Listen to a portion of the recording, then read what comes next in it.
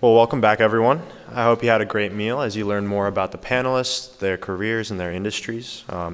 I've been introduced already, but I'll go ahead and reintroduce myself. My name is Rohit Vadodaria, and I'll be getting us through the remainder of our closing remarks for this event. I graduated from William & Mary in May with a bachelor's in business administration, and I'm now a graduate student in the MSBA program.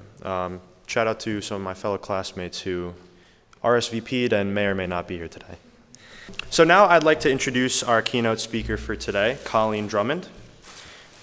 Ms. Drummond currently serves as an executive partner at the Mason School of Business, but most recently Colleen was a partner at KPMG and led the KPMG Innovation Labs, helping clients navigate an increasingly complex and rapidly changing environment. She has extensive experience through the full innovation and investment lifecycle with roughly 2 decades of experience in innovation, strategy, and investments. Please join me in welcoming Colleen Drummond to the stage.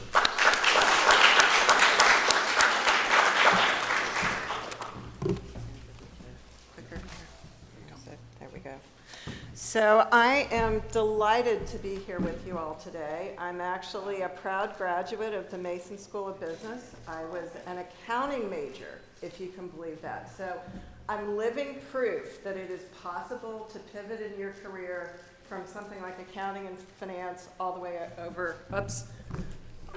over to innovation. My husband and I was talking to some people earlier, we recently retired to Williamsburg, and I can also tell you that if you asked me 5 years ago if this was where we were going to be, I probably would have said hell no. But it's a wonderful place to live and be retired. We have lots of friends who were William & Mary students who have retired back here as well. And I'm getting to spend a lot of time with the business school. So I actually had the best job in KPMG. I really did, it's true. And I made it up. It didn't exist over a decade ago, but I had been in innovation for a period of time, and what I realized was that there was a gap, that we needed to change how we did things. And so I was able to form a team. We did it down at a WeWork, and it grew into a larger size. But over time, really we were able to dig in and understand signals of change and how to help our clients with those. So I'm going to give you just a few brief talking points today. So a lot of times people will ask me what I mean by innovation. And what I want you to walk away with today is just an understanding of the number of places that innovation can actually be applied at work. Often when people think about innovation, they think about products, and it's a lot more than that, right? And increasingly, it's not just the products, it's not just the what you sell, but it's where you play, it's how you make money, it's your pricing models, it's how you reach people, particularly with technology. We're seeing a lot of innovation around operating models, how you run yourself, what tech you use in your stack, what kind of talent you're bringing to the equation, what kind of capabilities that you need to have. So when you think innovation, it can be pretty broad and it can be applied at almost all parts of the organization. So 3 top of mind things. The first is innovation is an imperative given the accelerated pace of change. Any place you see change happening, innovation needs to happen too, and there is increasingly more change, and it's coming in different forms. So over the decade from when mobile was implemented, you saw change. It was actually an exponential growth curve, and the reason why it was so difficult was it looked like it was linear until it wasn't, and so it caught a lot of organizations off guard. COVID was the opposite. COVID was an instance where we had sudden change that happened that disrupted everything, and then how the change played out was gradual over time. And I can tell you, having been in the room that early March when you started to see the signals of COVID coming, it was the people who had innovation backgrounds who got mobilized the fastest. because they were able to recognize that something big was happening and something had to change, and it was ambiguous, but they were going to figure it out. So we live in a world where change is the new normal, so get used to it, and innovation can help there. The second is that innovation is relevant to all fields, and it's not always called innovation. In fact, one of the big things I've seen over the last decade is this increasing convergence between strategy and innovation and transformation, and that often clients and companies will put a name on a project that doesn't have the innovative words at all, but it's the innovative skills and mindsets that are being brought in to the equation. So it's a skill set, it's a capability set, but it can be applied even when something isn't called innovation. And the third thing, and this is a big plug, is that the innovation and entrepreneurship minor can actually serve as a gateway to cool jobs. I told Michael I'd put this in, but I actually believe it. No, in all seriousness, I coach a lot of students on the job process because I'm recently out of the work world, and I've seen instances, I'm working with students who don't have a business major and who are, looking for different kinds of jobs, and when you've got that I&E minor in there with you, man, it's the ticket, because there is a language to the business world, and I've had team members, I knew I was going to be here at William & Mary, and so my last year, I took the time to interview my team members about what they had learned at school, what they found most valuable, and when they got into the business world, what the gaps were. And what I heard directly from them is the people who didn't have a business major or minor were lost their first year or two. Because there is a language to business. It's like learning French or Spanish or Japanese. There's a structure to it, and people speak in code.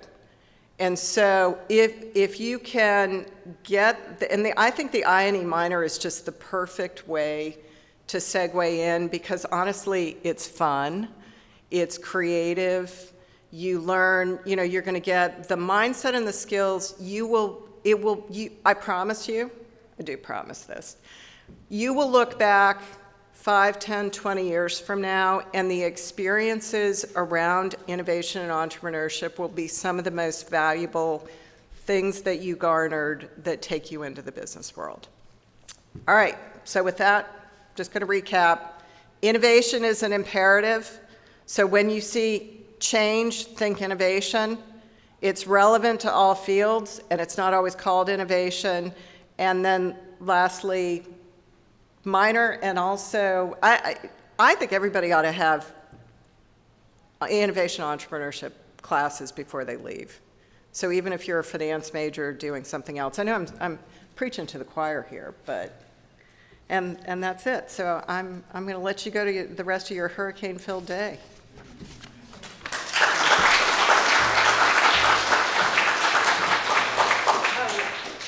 Alrighty. Well, thank you, Colleen. Those are some wonderful takeaways that I'm sure we'll all have some impact to be had from.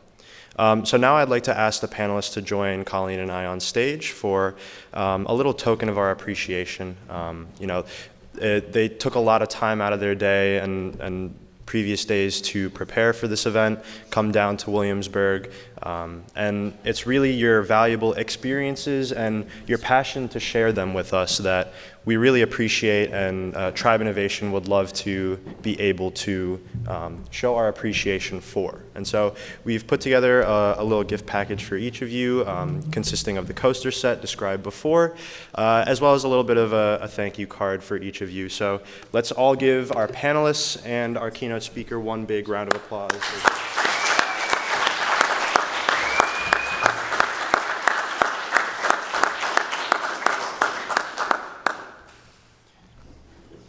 All right, so as my colleagues are sorting out the gifts over here, I'll close out our event for today with a couple remarks on some of the key contributors here. So Professor Luchs gave you a little bit of a story around the origin of this event, and I'll rehash that a little quickly here. But in February of 2020, my freshman spring and first semester in Tribe Innovation, I was busy preparing for promoting the original innovation at work. Unfortunately, a snowstorm hit, an inch of snow fell, the school closed down, we lost our venue, and the event had to be postponed until, I believe it was April of 2020. And clearly, a school environment never came around in April of 2020, so that event was indefinitely canceled. And I'm speaking out of turn here, but I'm sure many of my upperclassmen were devastated by that news. So I tell you all this to remind everyone here that a lot of hard work was put in by many different people to bring this event back to all of its former glory and more. And so, you know, I just thanked the panelists, and I'd like to reiterate that again. They did a fantastic job, and we really appreciate their contributions. I'd also like to thank the UCrop studio. If you were in Clement's breakout session, you had a chance to view that space and be in it for a short time. And they've been housing Tribe Innovation for several semesters now. We do all our weekly meetings there. So if you're interested in Tribe Innovation, you'll get a chance to check it out. But it's accessible to many business school students, and so we encourage you to check it all out. A big thank you as well to the Innovation and Entrepreneurship minor program, as well as the Studio for Teaching and Learning Innovation. They are two very avid supporters of Tribe Innovation and their mission for many semesters now. If you're interested in the Innovation and Entrepreneurship minor, you all should have received a card with some of the information on that. And if you're interested in learning more about Studio for Teaching and Learning Innovation, or STELI, we have a quick little poster out there that you can view on your way out. And speaking of on your way out, we do have some extra lunches, so if you want to grab some dinner for the road, feel free to do that as well. Additionally, I'd like to thank Professor Luchs, our staff advisor for Tribe Innovation. He started off the event by congratulating myself and Anna, but we definitely could not have done it without him and his steady guidance and continuous wisdom and experience on putting together this event. So thank you to Professor Luchs as well.